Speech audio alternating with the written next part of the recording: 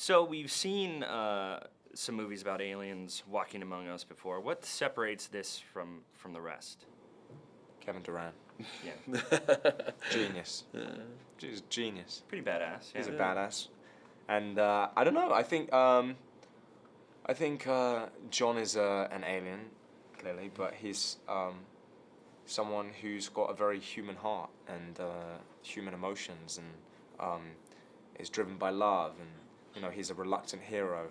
So I think that it's different. I think the story's different, and I think you go on this journey with this guy who, his destiny is to become this warrior, but all he wants is normality.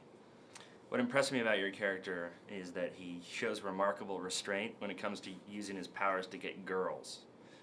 Yes. Because let's face it, most teenage boys would use the superpowers to get girls. I kind of tried to trade Lumen for X-ray vision. DJ never let it pass. Yeah. It would betray the source text. Yes, it probably would. But there's a great moment when he and Henry have a little bit of disagreement, and he uses a telekinesis and pins Henry up against the house. And I kept thinking it's probably every teenager's fantasy to take their dad when it's always going bad and kind of throw him up against the house. Oh, for sure. And then Tippin kicks my ass. Yes. What's it like? What does having Michael Bay as a producer entail?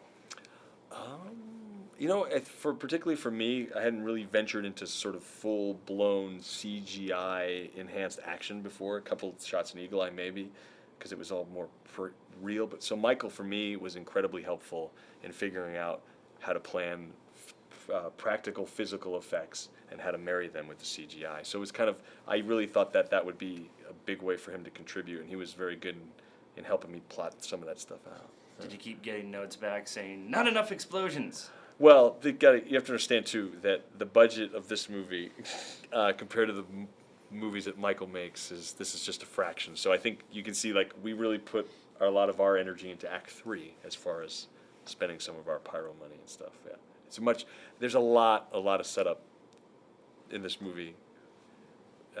So maybe it's not, Michael's movies have setup, action, setup, action, setup, action. Or Transformers 2 is just all action. Yeah, exactly.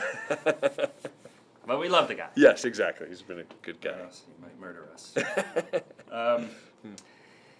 Obviously, this is based on a series of books, so there are more coming up. Will we learn more about sort of the backstory, the home planet, and stuff like that, or is that sort of just non-essential? That's a good question, because there was a lot of that in the first book, but I felt like the first movie that I wanted to keep the backstory of Lorraine a little bit more of like a mystery of Chinatown, of basically like what really happened, why did they leave, and so I think that ultimately, if the franchise continues, that we probably would explore a little bit more specifically how these 9 left and why they left. But I felt like I didn't want to put that in the first movie because in a weird way it just felt like it was its own standalone story, and it worked without going back. And also I was really afraid of flashbacks.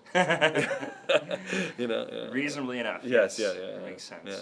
All right, well, great job, guys. Oh, cool, thank you. Thank you so much, buddy. Appreciate it. Nice to meet you.